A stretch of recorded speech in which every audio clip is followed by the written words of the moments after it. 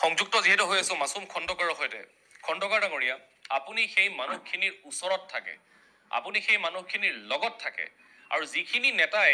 তালৈ গৈ গৈ এবাৰ চকুলো টুকি টুকি তাত ফটো উঠি তাৰ পৰা নাইকিয়া হ'ল, এতিয়া এই মানুহখিনি কি অৱস্থাত আছে? মুখ্যমন্ত্ৰীয়ে কালি ইটিকিং সূচকভাৱে কৈছে, কালি নে পৰহি এখন সংবাদ মেলত, যে তালৈ আৰু কোনেও নাযায়, তালৈ তেওঁলোকৰ ওচৰলৈ আৰু কোনো নাযায় মোৰ জনা আছে। ইটিকিং সূচকভাৱে কৈছে। যিসকল নেতাই তাত গৈ গৈ চকুলো বুৱাইছে, ফটো ছেশ্যন কৰিছে, সেইসকল নেতা কংগ্ৰেছীসকল, বিশেষকৈ এই কংগ্ৰেছীসকলক মনত পেলোৱা উচিত তেওঁলোকে তেওঁলোকৰ কাৰ্যকালত কি কৰিছিল। আপুনি যিহেতু সেইসকল মানুহৰ ওচৰত আছে, গ্ৰাউণ্ড ৰিয়েলিটিটো কি আচলতে মাছুম খণ্ডকাৰ? বিশেষকৈ মই কথাটো ষ্টাৰ্টৰ পৰা কৈ লওঁ যে যিহেতু আমাৰ গোৱালপাৰা বিধায়কজনে যোৱাকালি যি অশালীন ভাষা কৈ পেলাই এইটো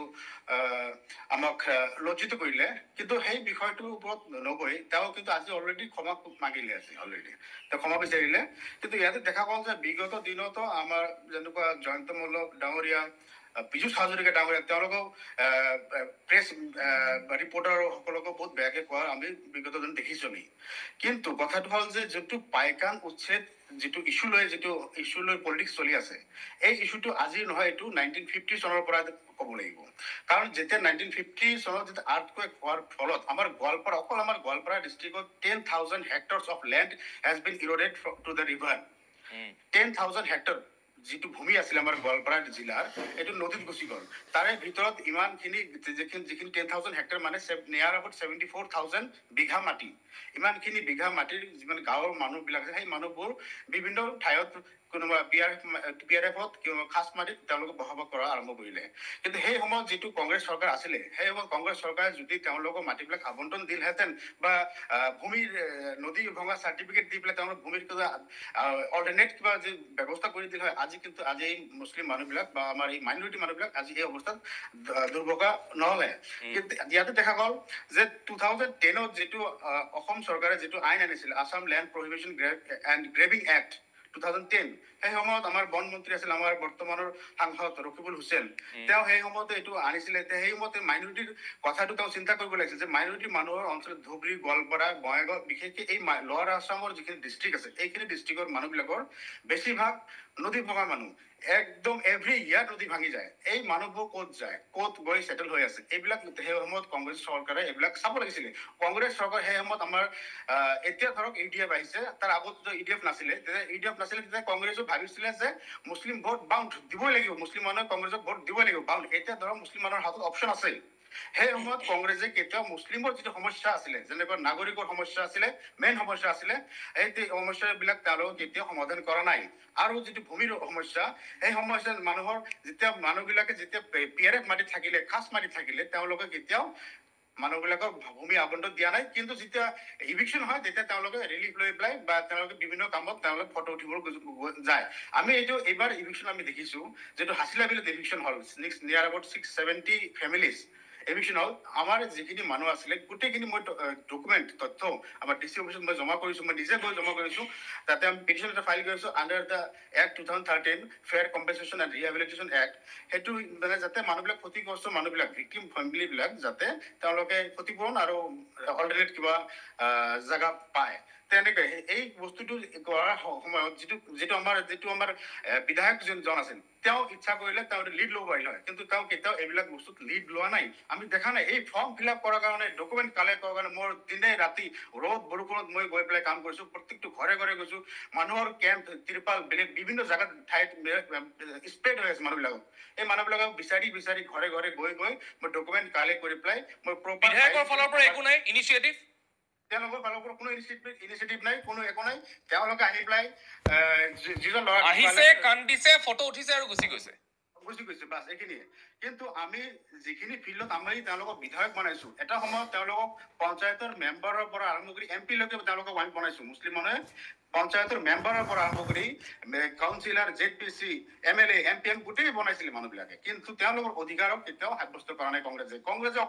অকল তেওঁলোকক আমাৰ মাইনৰিটি মুছলিমক যাতে ভোট বেংক হিচাপে ইউজ কৰি পেলাই ৰাখিব পাৰে। যদি ছেটেলমেণ্ট দি দিয়ে, তেতিয়াহ'লে আফটাৰ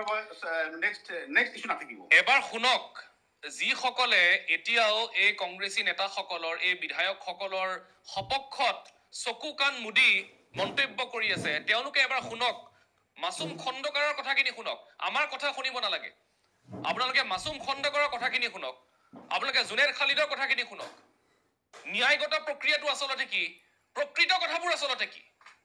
এবাৰ শুনক মাছুম খণ্ডকাৰ যিজন ব্যক্তি সেই সকল মানুহৰ লগত আছে হি ইজ বিয়ণ্ড পলিটিক্স ৰাজনীতিৰ ভাষা তেওঁলোকে কৰা নাই মানুহৰ কাৰণে কাম কৰি আছে মাছুম খণ্ডকাৰৰ কথাখিনি শুনক আপোনালোকে এবাৰ মাছুম তো পাইকাৰৰ যিমানখিনি মানুহ আছিলে যিটো উচ্ছেদিত পৰিয়াল আছিলে নিয়াৰ এবাউট 1200 ফেমিলিজ আছিলে সেইখিনি ঠাইত যিটো উচ্ছেদ কৰিছে আমাৰ MLA যিটো একেদৰে MLA তেওঁ এইটো ধুনীয়াকে তেওঁ বুজাব লাগিছিল যে এইখিনি জনবসতি এৰিয়া বা ফৰেষ্ট এৰিয়া নহয় এইটো তেওঁ বুজাব পাৰিলেহেঁতেন তেওঁ এইটো নুবুজাই পেলাই এইটো টক শ্ব'টোৱে বস্তুটো নষ্ট কৰি দিল যাতে মানুহ বুজি নাপায় বস্তুটো বুজিব লাগিছিল যে তেওঁ ভালকে বুজাব লাগিছিল যে এই এৰিয়াটো যিখিনি এৰিয়া আছে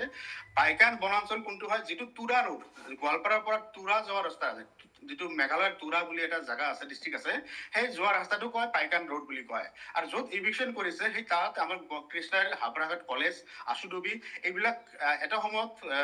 ৰিচেণ্টলি এইবিলাক ৰেভিনিউ ভিলেজ আছিলে তাত 8টাকে স্কুল আছে জেজেমৰ প্ৰকল্প আছে স্কুল আছে মাদ্ৰাছা আছে 10-12টা মছজিদ আছে এইটো বহুত পুৰণা বসতি কিন্তু যেটো আমি দেখিলো যে এই এৰিয়াটো একচুয়ালি মানুহবিলাকৰ তাতে আমাৰ যেটো আমাৰ তাৰ লোকেল মানুহ কিছুমান RTI কৰিছিলে সাৰ্কেলত মাটিয়া সাৰ্কেল RTI কৰিছিলে যে এই মাটিখিনি মাটিডোখৰ আপোনাৰ ফৰেষ্ট হয় না PRF হয় না খাস হয় এই PRF ৰিপৰ্টটো এই RTI ৰিপৰ্টটো মোৰ লগত আছে এতিয়াও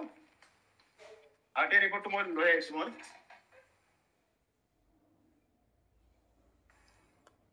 এইটো RTI ৰিপৰ্ট এইটোত লিখা আছে যে এই ভূমিখিনি আপোনাৰ উপৰোক্ত উল্লেখিত দাগৰ ভূমিসমূহ পাইকান সংৰক্ষিত বনাঞ্চলৰ অন্তৰ্ভুক্ত হোৱাৰ কোনো গেজেট নটিফিকেশন এই কাৰ্যালয়ত নাই প্ৰস্তাৱিত এখিনি প্ৰস্তাৱিত মই পঢ়ি লৈছিলো মাছুম এখিনি প্ৰস্তাৱিত ভূমি হয় কক আপুনি তো এইখিনি আমি যেটো ডকুমেন্ট দিছো আমাৰ ধৰক আমাৰ যেটো খাজনা যেটো ৰিসিপ্ট যেটো থাকে টিল 2014 লৈকে তেওঁলোকে সেইখিনি ঠাইৰ মানুহ খাজনা পৰ্যন্ত তেওঁলোকে মাটিয়া সাৰ্কেলত দিছে তেওঁলোকৰ ডিমান্ড বা মই যিখিনি ফিল্ডত গৈ দেখিছো তেওঁলোকৰ NRC 51 ৰ পৰা 66 এভৰি ডকুমেন্ট তেওঁলোকৰ আছে প্ৰুফ কৰিব পাৰিব যে তেওঁলোকে ইণ্ডিয়ান সিটিজেন তেওঁলোকে লিগেল ইণ্ডিয়ান সিটিজেন তেওঁলোকৰ কোনো যেটো প্ৰচাৰ হৈ আছে যে এইবিলাক বহিৰাগত বিদেশী মানুহ বা তেনেকুৱা ধৰণৰ এটা নেৰেটিভ এটা ক্ৰিয়েট কৰিব বিচাৰিছে ফৰ আপকামিং ইলেকশ্যন যেটো আপকামিং ইলেকশ্যন আহি আছে 2026 তাৰ কাৰণে এটা নেৰেটিভ সৃষ্টি কৰা হৈছে যে এই গোৱালপাৰা উচ্ছেদ কৰা ব্যক্তিসকল বহিৰাগত বাংলাদেশী মানুহ কিন্তু আমি এইটো ক'ব বিচাৰো যে তেওঁলোকৰ প্ৰত্যেকটো পৰিয়ালৰ প্ৰপাৰ ডকুমেন্ট আছে ভেলিড ডকুমেন্ট আছে যেটো আমি প্ৰমাণ কৰিব পাৰো যে তেওঁলোক ইণ্ডিয়ান সিটিজেন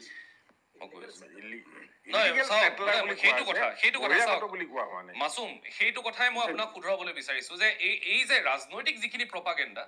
এই পলিটিক্যাল প্ৰপাগেণ্ডাখিনিৰ পৰা আমি বাহিৰত থাকি কথা কোৱাটো উচিত এতিয়া কোনোবাই